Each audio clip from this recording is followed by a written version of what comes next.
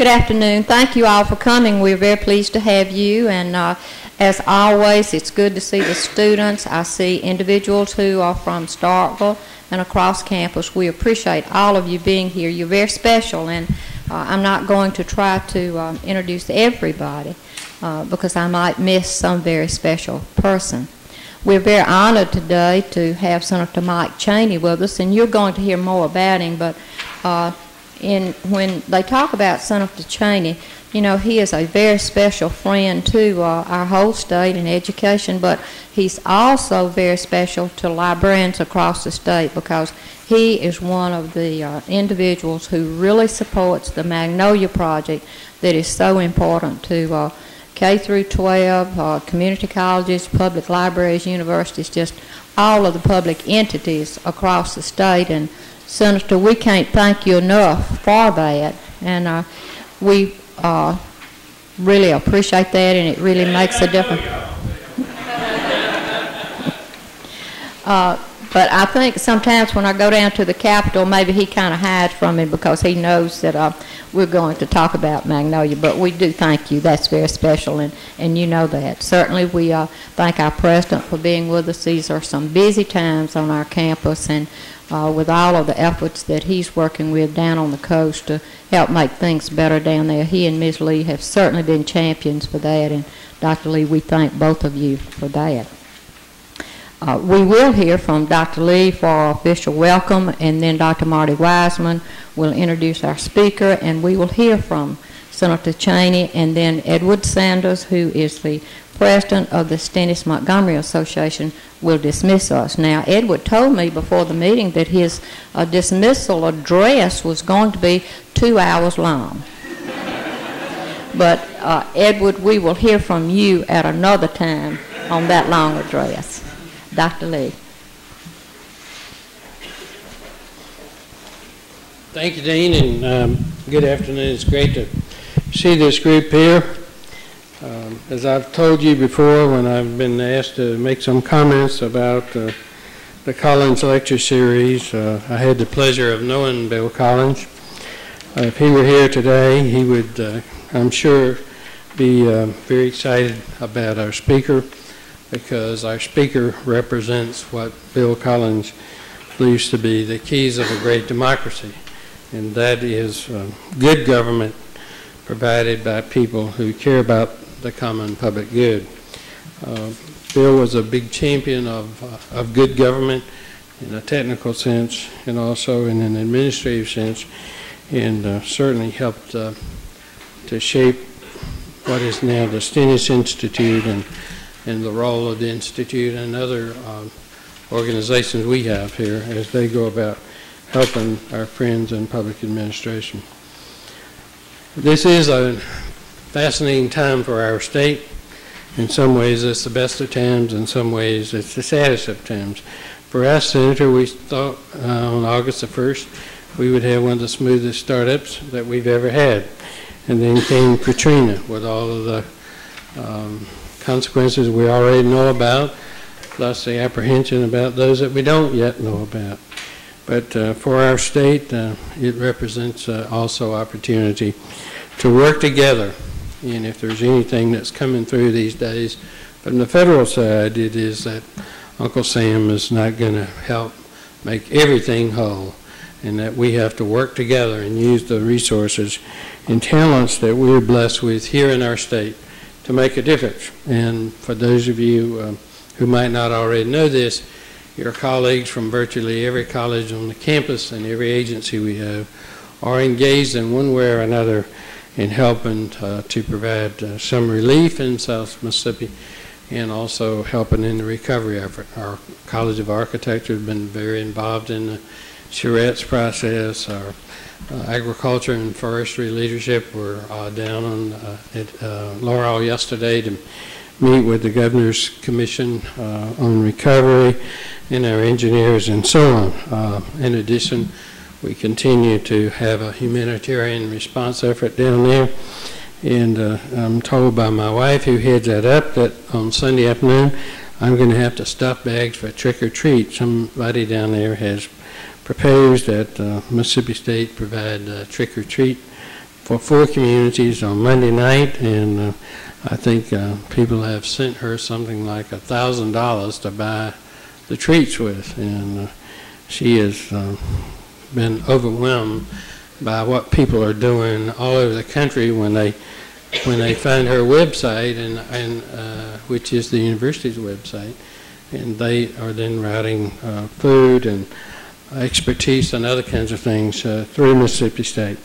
That's an example of working together to make the best of what we have here. Our speaker today has some roots that relate to at least one person in the audience. The Honorable Mayor of Starkville claims that his mother significantly influenced our speaker's development in the 7th grade, and they had a chance to discuss that a little bit. One of them thought it was the 6th grade, the other one thought it was the 7th grade. The important thing is that they had a chance to get to know each other a long time ago, and Mayor, we're delighted to have you here today. In fact, I heard our speaker telling the mayor to be careful about what he did, because the speaker's mayor is tending to follow the leadership of our own local mayor here. So good luck to both mayors and to both you, Senator, and to Dan. Without further ado, let me just say again, we're delighted to have you here. This forum is a very important opportunity for this community to hear about what's going on across our state and from outside of our state on issues that affect my life, your life, everybody's life, not only today, but also, and perhaps more importantly, tomorrow. So you have a chance again today to hear from someone who's right at the center of how the state is dealing with its issues of the day in his particular capacity as head of the Education Committee. And I want you to know that he has been a champion of higher education and the recognition that higher education will be permanently damaged if it has to undergo further reductions in our budgets. So with having said that, Senator, Mr. Chairman, let me say on behalf of Mississippi State, welcome.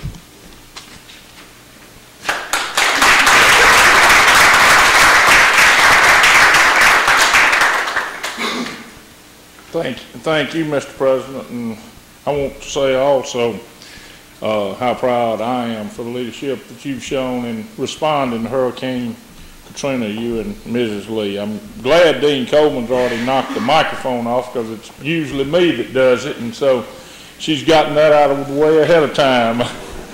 I appreciate that. Senator Mike Chaney is here today by virtue of his performance, his reputation, and his passion for education and a number of other issues that are important in all of our lives in Mississippi. Rarely nowadays is education mentioned where Senator Chaney's name is not included in the conversation. The world has become somewhat more partisan. Certainly that's the case with the Mississippi legislature. Senator Chaney is a Republican, and he's a good soldier in the ranks of the GOP. Yet there have been times when party loyalty and education have clashed. Senator Chaney always chooses the cause of education. He's pure in heart in that his concerns run the gamut from early childhood to our institutions of higher learning. I would be remiss if I left you with the idea that education was Senator Chaney's only concern. You only have to look at his list of committees that he plays a prominent leadership role on in the legislature. He has emerged as a leader in many areas of legislative affairs. He's played key roles in legislation pertaining to business, redistricting, county and municipal government, as well as school districts. His leadership is unmistakable, and our state is benefiting from it daily. Senator Mike Chaney is in the process of achieving statesman status, and I'm always proud when someone from Mississippi State becomes a statesman. Senator Chaney is a native of Tupelo, but much of his life since leaving state and returning from Vietnam has been spent in Vicksburg. Prior to being Senator Mike Chaney, he was Representative Mike Chaney.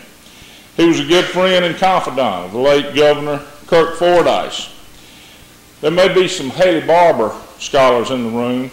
Then Representative Mike Chaney and former Representative Tom Johnson were there the day the idea of creating a Haley Barber Scholarship was designed, and placing that here at Mississippi State was a major honor that we can now all appreciate now that Governor Barber is Governor Barber. Senator Chaney is a Rotarian. He's a key cog in the Warren County Economic Development Foundation and the Warren County Chamber of Commerce. He's married to the former Mary Thurman, and they're the parents of 3 children. Senator Mike Chaney, we're proud to call you one of our own, and we're glad to welcome you home. I give you Senator Mike Chaney.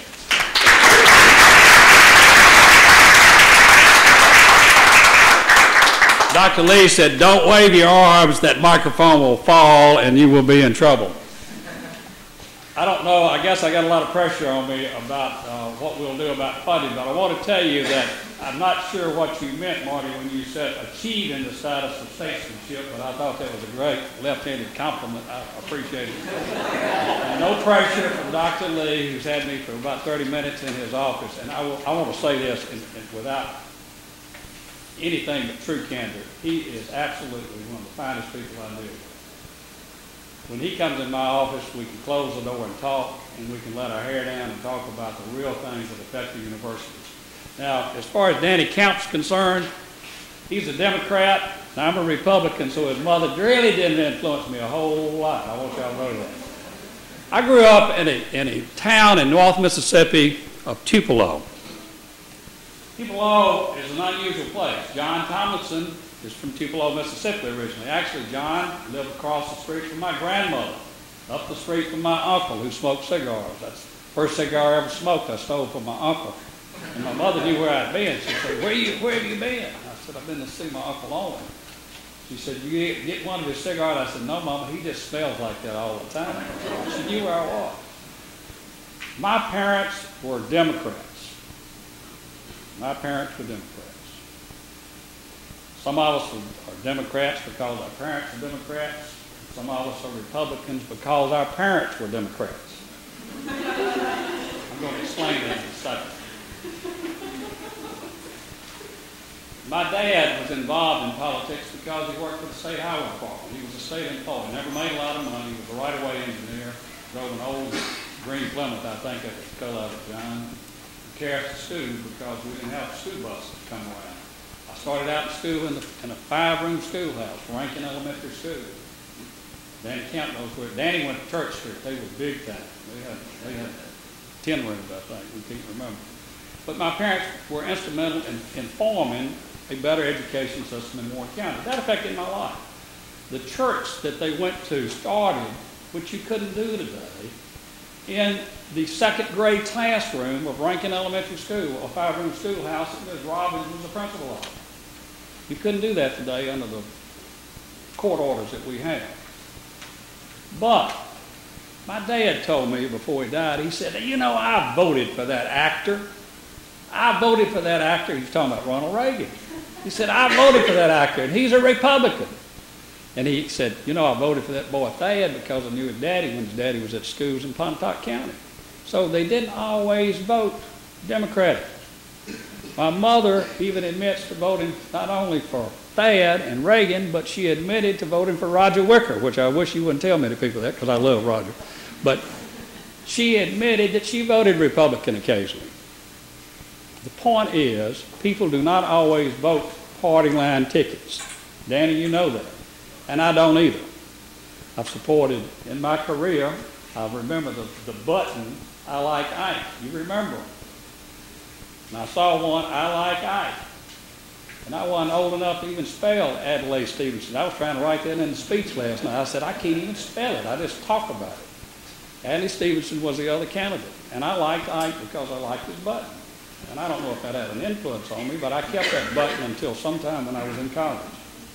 I kept it from 1952, I think, is when they came out with it. So I liked Ike. When I came to Mississippi State, somewhere I got involved in the Young Republican group. We didn't call them that at the time, but I supported Goldwater, and I couldn't even vote. Later on, when Mary and I moved to Knoxville, Tennessee to work, there was a young guy named Howard Baker. Came by and said, will y'all help me out? Would you and your wife like to help me out? Sure, Mr. Baker, what do you do? He said, I'm running for Congress. whatever we went out and knocked on doors at UT. We got involved early,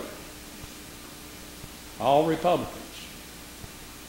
Somewhere in that mist of mix, I was involved in campus politics when I was here. You know, we had the interfraternity council, and we were all involved. But I never had a desire to hold an elected office.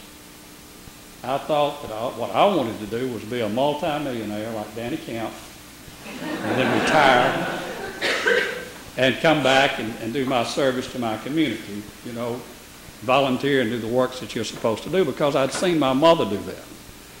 And I'm going to digress back and forth to kind of give you a picture of what formed me into the person that I am.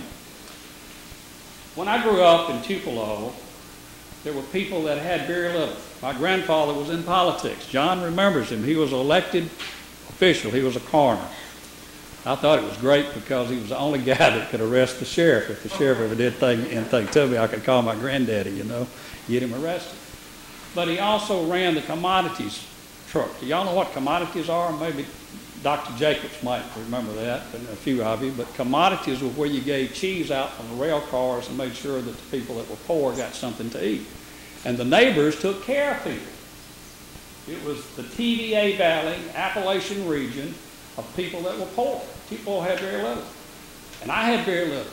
Both of my parents were state employees. I didn't have a lot. So what I had to do was go out and get a job. At 8 years old, I had a paper route for George McLean. I'd go collect my, back then a paper was about 25 cents for a week. I'd knock on doors and they would say, kid, that was a little fight. You work for a communist. Work for a communist. I didn't know what a communist was. Didn't care. You know, I went on and finally I learned to read by the time I was 11 years old. So I went and checked out the Communist Manifesto by Karl Marx in the library. For years, I was the only guy that had, my name was in the book, you know, checking it out.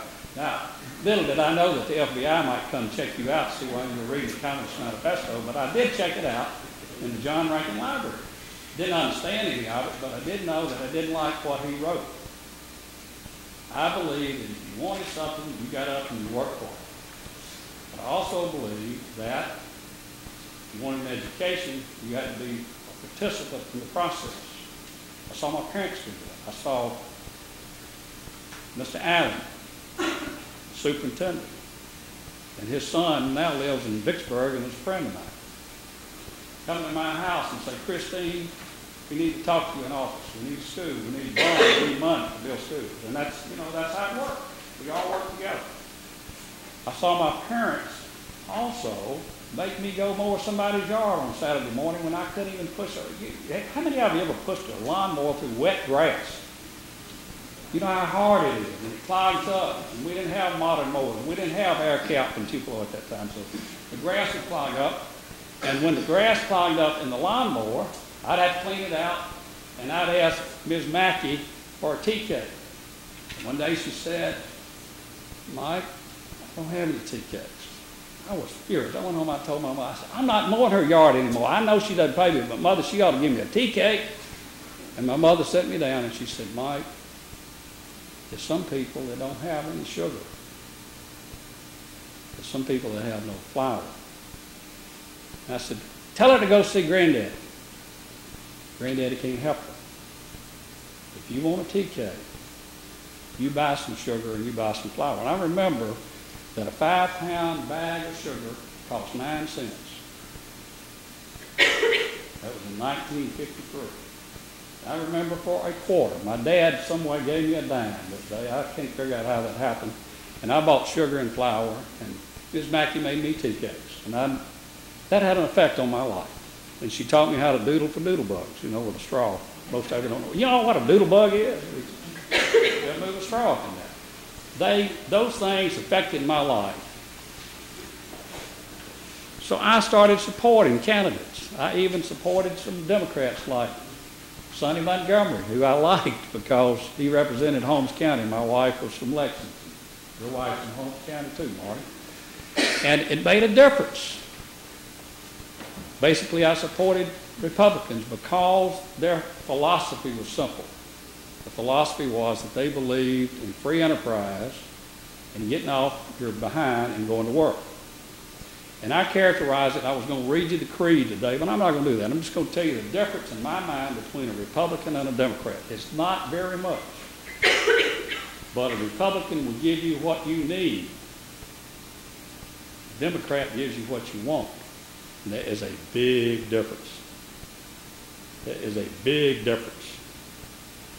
Now, determining what you really need and what you really want is a horse of a different color. But that's really the only difference between them. When you just think about it, you can boil it all down. There's very little else between them.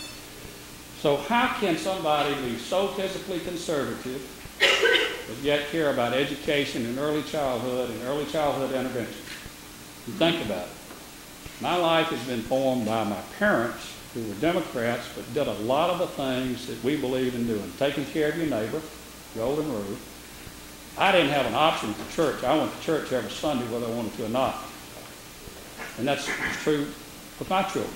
Our children went to church whether they wanted to or not until they got to Mississippi State. I don't know what happened to them after that. But, you know, they went to church.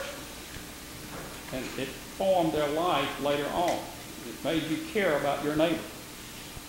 So what I'm saying to you is that you can be a Republican with a heart.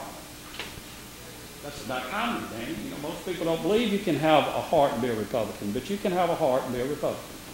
And you can be a Democrat and have a brain. That's not true. I don't want to be like the two guys that went in a hot air balloon. It was floating around in a huge fog, and kind of the fog cleared, and they were about above the ground, and they saw two guys down on the ground, and one of them hollered and said, "Where are we?" The guy looked up and said, "You got a hot air balloon about 100 feet in the air. Are you a politician?" "Yeah." The other guy in the balloon said, "How'd you know that?" He said, "Everything he told us was absolutely true and absolutely worthless. So he's got to be a politician." So that had been my philosophy of politicians. Somewhere I sold my core business in 1991 because I was in the oil business. I built a small oil refinery, and I made more money than you could. I once said in a courtroom, which was a horrible thing, I made enough money to burn the rest of you to run it. And my lawyer said, "You're losing the case." But we made a lot of money. We lost it all in a week. I'm talking about millions of dollars. It didn't bother me. I never changed houses. I had the same car I had for 7, 8 years, so it didn't bother me. I didn't really realize I had more money than I had sense. But during that time, I and some of my colleagues had helped finance the presidential inauguration for a guy named Ronald Reagan, who I thought was the greatest guy on earth. Mary and I went to the White House the first night Reagan was there. Got to shake his hand. It was soft. It was like real soft, fine calf leather. His wife was a little short lady, beautiful. I thought her head was a little large. I don't mean that. I loved her, but they were nice. Met Charlie Pride. He said, "Who are you? Why are you here? You from Mississippi?" I said, "Yeah." And he said, "Boy, you must have a lot of money, or you must be kin to it." He don't live in Mississippi in there. A lot of folks were there. But it was a wonderful time. 30 days later, the guy I loved, the guy I helped finance the inauguration for, I was dog cussing. I mean, literally dog cussing. He deregulated oil. What I want to make with it? People that you support, you better know where they stand. You better know where they stand. I knew Reagan was going to do this because he said all along, "I'm going to deregulate oil."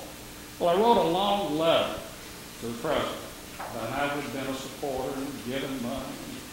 Eisenhower's son, Michael, helped us, and we'd done great things. And I got a letter back to the White House, a little envelope. "Sorry we're not able to help you. Sincerely yours, Haley Barber."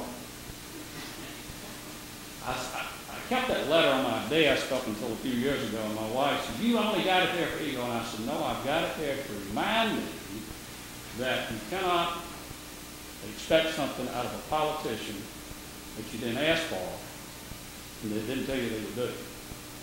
It's to make me understand that I cannot promise something I can't deliver, and I better not do something I hadn't let people know about. It's that simple." And I like Ronald Reagan to this day. like George Bush, I supported him. I supported all of them. I supported some Democrats in that time, too.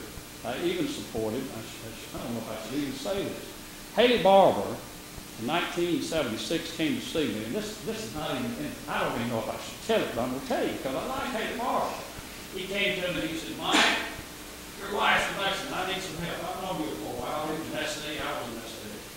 Oh, you know. There's a guy who's a client of mine named Belman Anderson. He's got all these big diesel engines that he pumps water with to keep his catfish alive up in Yazoo City. He's a pioneer in the fish industry. He bought some oil from this company and his engine burned up and his catfish died and he's got a lot of damage. I said, well, why are you telling me that? You won't let me duck on his property, Haley. I don't care. He said, oh, you got something I want. And I said, what? He said, you got something I want. You sold oil to the Baptist Corporation that built rained up nuclear power, which I did. I made a lot of money, and that's how I really got started. Sold them on a 29-year-old guy being able to supply a multi-million-dollar contract, and I did.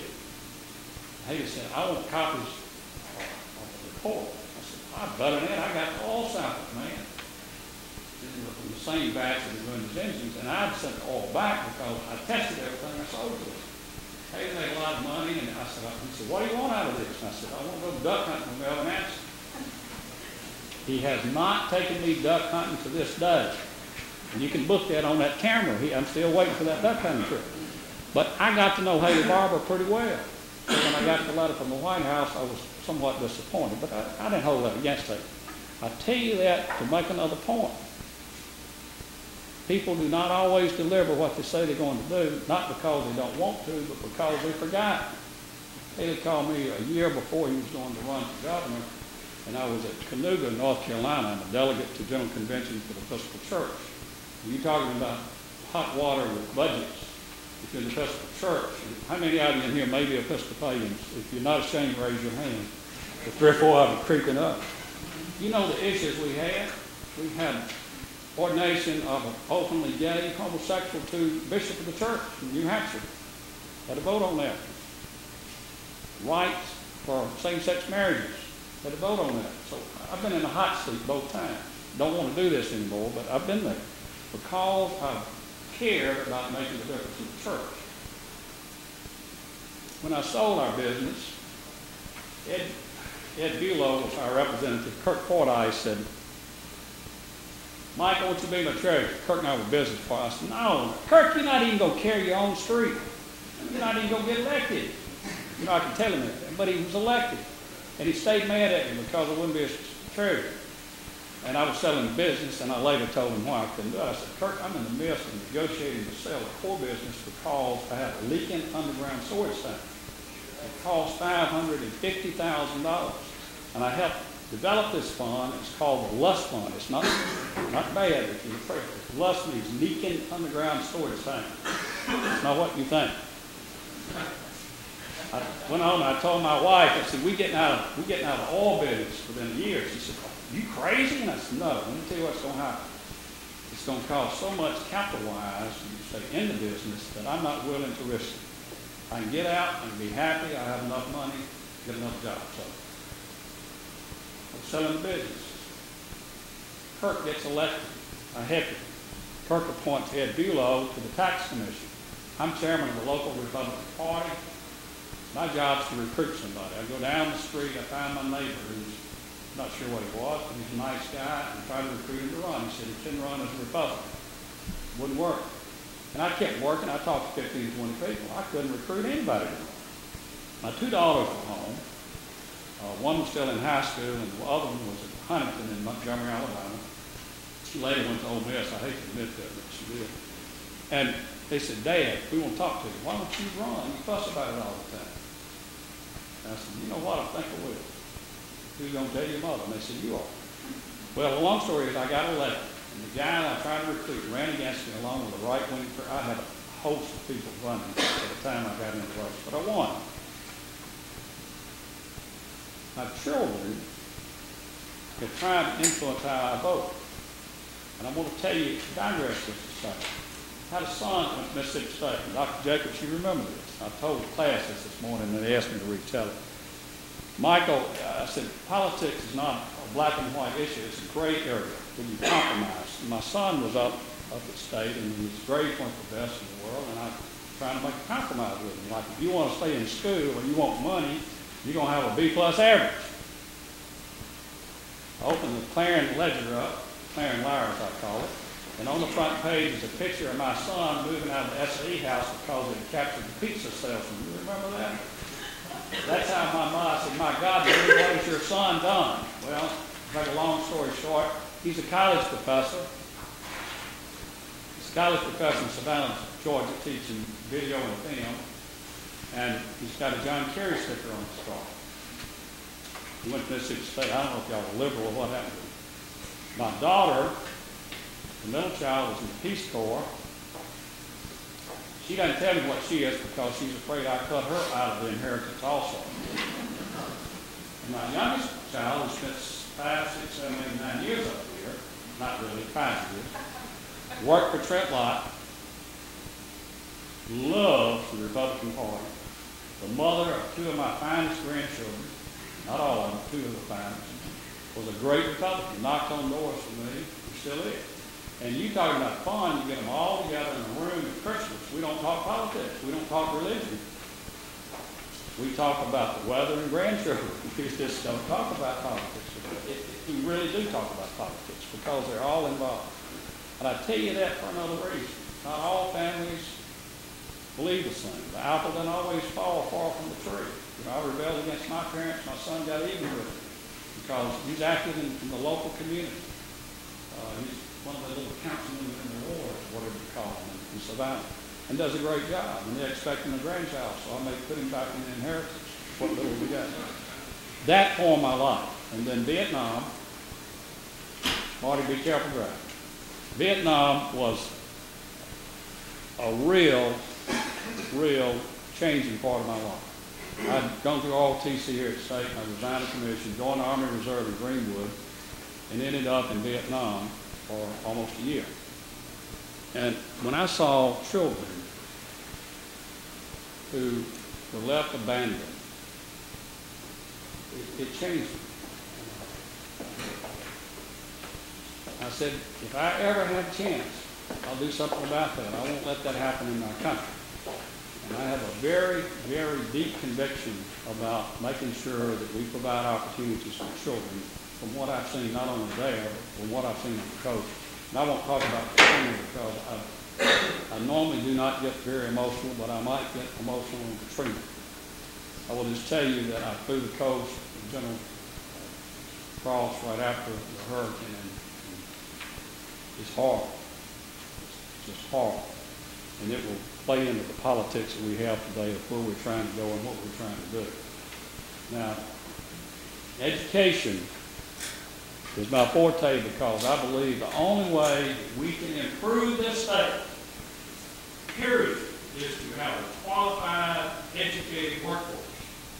And a qualified, educated group of folks that will vote when it comes time to vote. When I asked the students class this morning, how many were 21, just about every one of them raised their hand. And I would just say again, if you're in here, you better vote. You have no right to complain if you don't vote. I tell my children that, and I'm telling you that. You have no right to complain if you don't vote.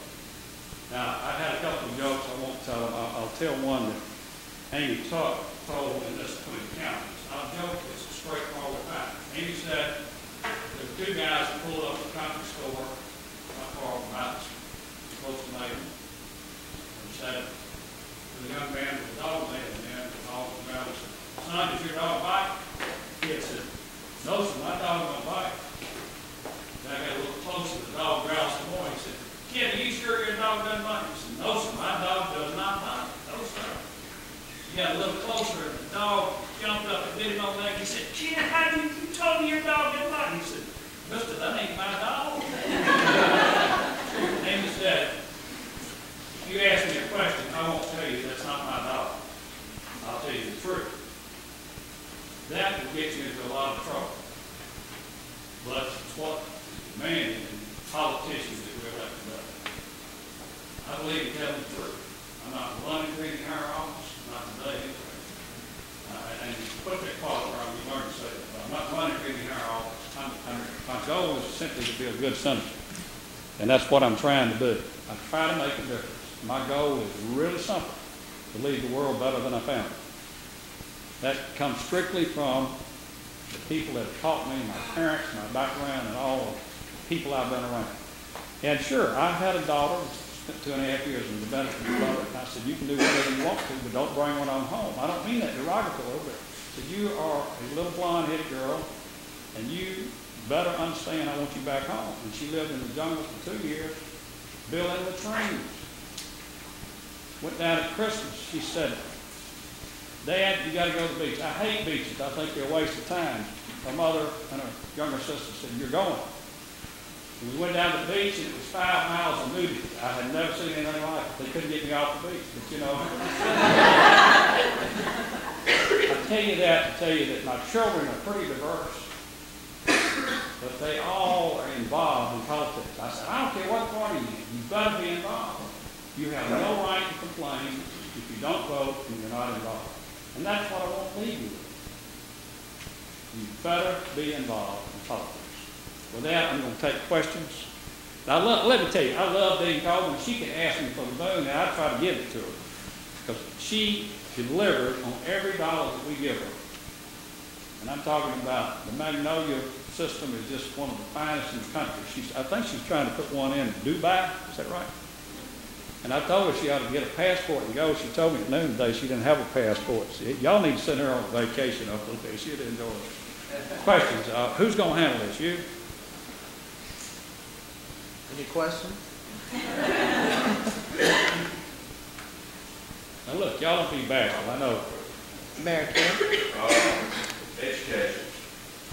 In the last session, we had a potential scenario set up on the coast in which Hancock County, I believe, was going to consolidate all of its superintendents into one. What happened? I thought that was, being on the school board, 15 years of experience, that's certainly a direction that we need to look at in our state, and thought that had interesting possibilities. Can you expand on that? That's such an easy question. I'm going to let my assistant answer that. I will tell you, Danny, that we got that same question today. I got the same question from Senate's class. I allowed debate on consolidation of school districts for the first time since 1982 on the Senate floor. It didn't pass. It was an idea that was stretched out fairly well. Bill Hughes was the guy that proposed taking 5 districts and put them into one. And what you do is you eliminate 5 superintendents, or 4 superintendents out of 5, but you may have to hire some assistants to go with it. When you really look at the bottom line, the data that we had, it didn't really save a lot of money. I'm telling you that for a couple of reasons. Hall County has 4 schools in the county. They're dirt poor. I mean, they are dirt poor. Ellis Tyrone has been after us since 1993 to try to get money. They're poor. Starkville has a level 5 school that has all of the industry that it needs basically to fund their program because they got good business. The meal raises $1 per 1,000 evaluation. We all talk the same language. If you combine Hall School District, the Starkville School District, it's going to cost you a couple $1 million a year. Just pay up front. Consolidation is a valid concern, but it's not an issue with me. If you'll save $10 million statewide, maybe we need to look at it, especially in Baldwin County where we've got 6 school districts. But we got bigger fish than that we need to be looking at. We've got things a lot bigger than consolidation. It's great talk radio, but it's not going to save you a lot of money. That's the bottom line. You can save that much money if you just look at efficiency and the way we purchase products statewide. That may not be the answer you want, but that's kind of the way it could be trouble. I gave it a fair hearing. Even if we passed it, I doubt if it ever got out of the House Education Committee. I let it be heard. I thought probably something let them do it, we ended up with a lot of yes. You said there were bigger issues than that. displaced by Hurricane Katrina, 10,000. We got basically a cost of $4,000 for every child. It's actually higher than that. I'm just going to use $4,000 for every child in school that the state puts out. If you got 10,000 kids, that's $40 million. If you got $2,000 a child on local supplements that you put in, that's another $20 million. You're looking at $60 million right there. And the feds told us until yesterday they weren't going to give us any of that money. You think I'm going to tell my superintendent not to take those 300 children in their school? You see this? It's costing $1,800,000 to educate them. I'm not going to tell him to kick them out. I'm going to try to find a way to keep them in there and fund them. Coast lost about $200 million in that oil tax base. We cannot collect them. We know that for a fact. We think if over a 4-year period, if it's rebuilt, and this is important to you as a mayor to understand, if we rebuilt, it would cost us $400 million in lost tax revenue for schools alone. There, the millage is below $50 million. Now, Long Beach is at $55 million, which is the highest in raised millage in schools. We're trying to address that. Think about what the city governments are going to do. They have no money at all. We're loaning emergency money, Tate Reeves, the finest. I just say, I want you to know, Tate Reeves is probably the finest, youngest public servant I have seen. It's the most refreshing thing I've seen in years. He's brilliant. He's one of 27 certified financial analysts in the state. He's smart. He figured out how to loan money to this county, city government, so they can operate. Oh, and he didn't inherit. He inherited us. He didn't make this. He inherited it all. The guy's done a good job for us. So I will tell you that we've got problems with lower on the coast now. The other piece that we got to try is this. That's $400 million over a 4-year, 5-year period for education. We're $340 million short now on MAEP formula that I get blasted over every day. We just had an MAEP study committee group in there yesterday that recommended increasing another $20 million on funding. That's not a lot of money. We're talking about a $2 billion budget. And freezing what we send to the Delta areas where you're losing students. And it's going to become an issue. It's going to be a horrible issue because what we're doing is we're sending $4,000 to these counties that don't have students. It's based on the population 2 years ago. And people like DeSoto County, which is increasing to the tune of about 1,500 a year, are having to eat. That's $6 million a year. They're having to eat. I'll make it clear to you. So if you're Melvin Kirkendall in DeSoto County, the superintendent, you're eating a lot of money every year. And he's down there just big. When they quoted him yesterday in the paper, Milton stood up and said, I go to church 3 times a week, and all I can say is, amen. He was so happy. He liked what he saw. And our game plan is real simple. Fund the actions to the place. Put into the form of whatever you needed to give level 3. That's an adequate education. I hate the word adequate, but to give good education. And the county growth for some number that we can do. I'm not even counting dollars that we can ask for. And that would be either CPI or budget elements. Is that technical? Got a lot of this. I talk about efficiency, student dropout rates, teenage pregnancies. I'm just going down the list. We don't spend anything on teenage pregnancies. Nothing. Every time a child is born in this state, it costs you $11,000. We have 7,000 career sets office college. It costs us $70 million a year. And then if you extrapolate that for 5 years, that's the proper word, for the years we have to take care of, it's costing $300 to $400 million a year. Sure, we've been going out of the way a lot. I think marriage is about alternative, but I'm old-fashioned. There are other fish we can look at. We don't have free kindergarten. How hard will it hurt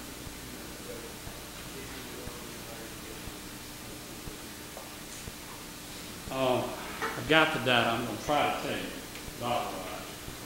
Total dollar damage is about $1.2 billion. You'll see me after I give you the picture. We have 19 schools that are totally destroyed along the way.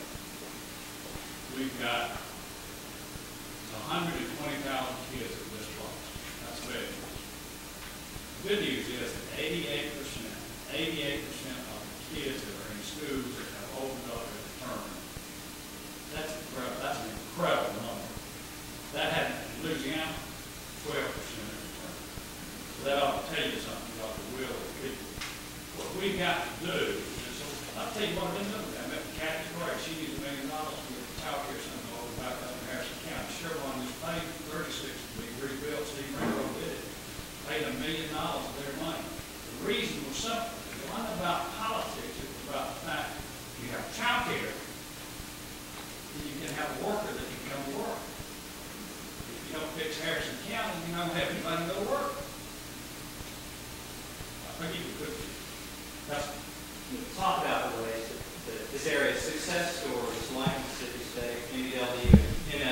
just made it easier to attract business such as steel for the state? Good question. How has MSMS and special schools made it easier to attract business? I told the students class this morning, National Science, Academy of Science, NAS, released a report Monday. You can look it up on the website.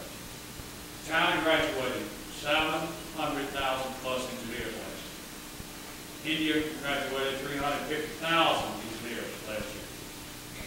The United States and all of our ancillary programs at universities in Puerto Rico, wherever, including industrial engineers, which is not really engineers, graduated 70,000 engineers. Now, what's going to happen to debt rate for 20 years? Those of you back 22 and 23 years old, when you live in a second-rate country, you don't do something to change what we have. And that means, well, the guys in the class, was it you? Well, I can't remember which one. So, what about paying them? That's a new English out of in 8th grade. I'm for making certain that we pay kids to stay in school and take math and science. I'm for the math and science school. That's the reason it's funded. I refuse to let it die. Because you've got to have I had 5-hour calculus class, and I barely passed the thing with a D. And I said, I'm not going to Paul Jacobs, but I know how hard he is, and I got out of engineering and became a business major. But I understand you got to have math. We graduated 2 physics teachers in 11 years. I said I can preach it. 3. 2. One of them was Joseph Hamilton's son, whose dad was a professor here. Joseph Prescott came to Kentucky. That boy's in Iraq. The other one that graduated is in Atlanta, Georgia. He's not Mississippi. It's physically required course if you don't get a doctorate. Sure it is. So we need to do something to get back to basic applied sciences. Mississippi State is that's a good place to do it. Dr. Lee, like you. Somebody got another question? I know it's here you're involved with the Mississippi Economic Council. Could you comment on the development of the momentum bill that was passed last session? What steps are taken this session to implement that?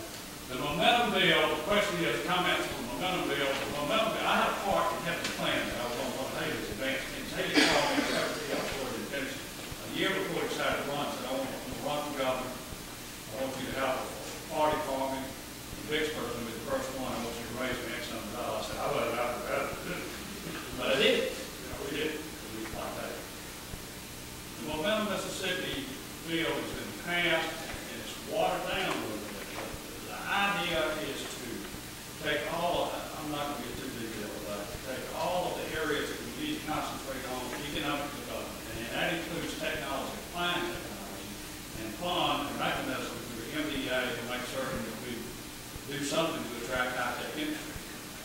And I know Dr. Lee met with the Technology Alliance this morning. He was on the board, had to meet earlier when Haley was talking. But we're doing a lot to implement that program without a lot of cost and dollars. I would tell you that if we do not keep research dollars coming into the university system, and that's my greatest fear, we're in trouble. I'm not talking about all universities, all the science.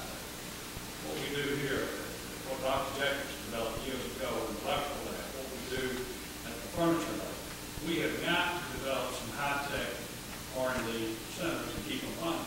That's our goal. If you don't do that, then you're competing mediocrely with the other countries. So, Momentum Mississippi will, we didn't put enough money in it, we should have world money more. What does that do with the coins, blockers on that? Or if you don't want to talk about that, that's all right. I can talk about that. I love building COI. Tom Johnson, who's a great friend of mine, has a master's degree in political science at Mississippi State. Brilliant guy. And we served together in the house. And Tom and I and Bill Henry and Dr. Zach Wright met and formed the Haley Barber Scholarship. And our goal was to change the direction where we were going. Marty and I would always say about the fact that they had 70 people working from OS up in Washington, too. When we talked to Marquis 7 years ago, we tried to change it. The goal was to change what we were doing. The speaker put me out to pasture because I was a Republican. Somebody told me I was supporting Cecil Sumner, which I liked at that time. But you know, that happens. That's politics. And Bill McCoy put me to work. Kept me busy. He made me the lead copywriter of the Mississippi Application education program. That's not something I really want to be involved in. My background was in banking and insurance, all refineries, all stuff. But I ended up in AP because he had nobody to do it when he could. I did it. And so, like a long story short, I like doing the talk. Billy's kind of strong. And, he's a different person from the guy I knew years ago. He's a good guy. Respect her evidence. I'll just say he's a good man. Politics is strong. Haley Barr, one of the few people I've ever seen who's been able to write together such a diverse group right together. He's done a good job. Haley is just unique. I'll sidestep it, man.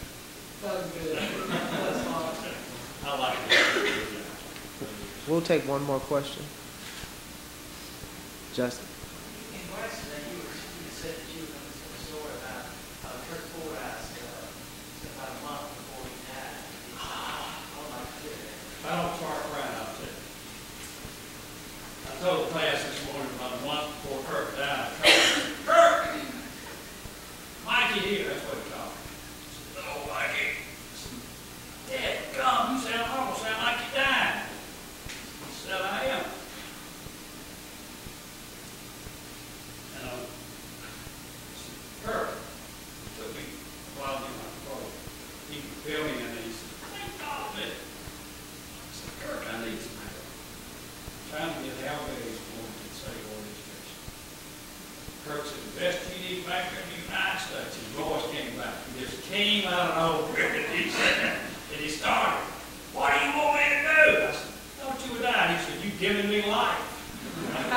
That's Kurt Fordyce's idea. And he said, "What do you want me to do?" I said, "I want you to call that. You're doing it on the best of terms now." I said, "Kurt, you got to do it." He said, "I'll do it." 2 weeks later, I used to play a lot of tennis. Very cool down to it. Hunter Fordyce's son out, and he said, "Mike, call Dad later." And I said, "No, I'm going to talk to him a couple weeks ago." He said, "You call the chief." He said, "You need to call the chief." Well, write him a note and bring it to the house tonight. Bring it to the smart office. I said, "What do you tell me, Hunter?" He said, "Just do what I'm telling you." So I wrote Kurt a note. "Kurt, appreciate your phone call. Keep me on the prayer list later. Haley appointed Algaze to Safeway Education." Hunter told me 2 days later, he said, "Hunter, you give it up." He said, "Give the note." "Hey, gee, Haley." He said, "No, Dad, he appointed Gates." He thought he was, I was right to tell him. And Haley actually called and asked him about the performance. Chaney was real high on this. Kurt told the same thing he told me. So Kurt Fordyce, he even thought until a week before he died, had an influence on the study.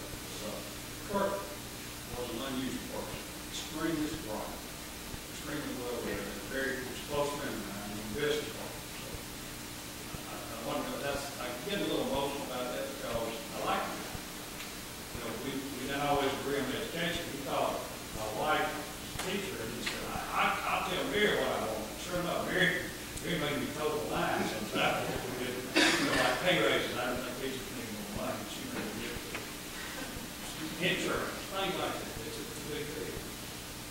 When I went in the legislature, assistant school teacher, she making $6,000 a year. $6,000, pay them $12,000 now when you get them insurance. That's a senior. Teachers were averaging about $17,000. They did $44,000 every salary. We made some great strides in 12 years. Well, that's a lot. You know, we have increased the budget 50% for K-12.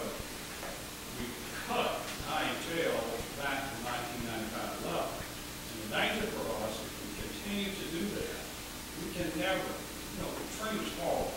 And out of that ashes, a phoenix will rise again. We'll come out of the train that will take us 15, 20 years. But if we cut conversions again this year, it'll take us 40 years. So I'm passionate about that. I appreciate the question. I apologize if I get a little. Kurt Fordyce is a good man. would just say, if you were government today, you would be doing the same thing in Hazelton. You'd be down there taking charge and making the difference, and not hiding under your desk. You would be trying to make people's lives look better. I appreciate y'all asking. It's an honor to be here. Marty asked me to be here. I accepted because I know Marty Wiseman, and I appreciate him asking me. But I had a hidden agenda. My agenda was real simple. I want you to be involved in politics. You've got to go out and you've got to vote. You've got to make a difference. If you've got a candidate, you've got to knock on the door. You and I have done it. Danny's done it. We all do. You've got to make a difference. And I'm an old man. I tell my kids all the time, you've got to make a difference, guys. You've got to get out and knock on the door. You know, my daughter was out there at the yard sign in Madison, but she was out there knocking on the door with Bush. She got involved in the school elections. You know, she's young. She's state practice too. Which I love. I didn't think she'd ever get upstairs. She loved, not that she wasn't smart, but she just liked sports. She had a great mother. Because she learned some qualities here at the state. She got involved. That's the message I want to leave you with. Be involved and just keep it simple, like kindergarten. Just leave everything better than that. Just be that simple. Appreciate you letting me be here. Leave going. I'll do everything I can to try to find everybody knows about this. Thank you so much.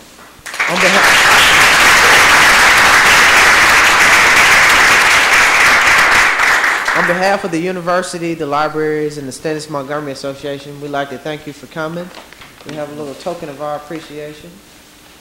We hope you'll come back. The best Republican I know. I thank you.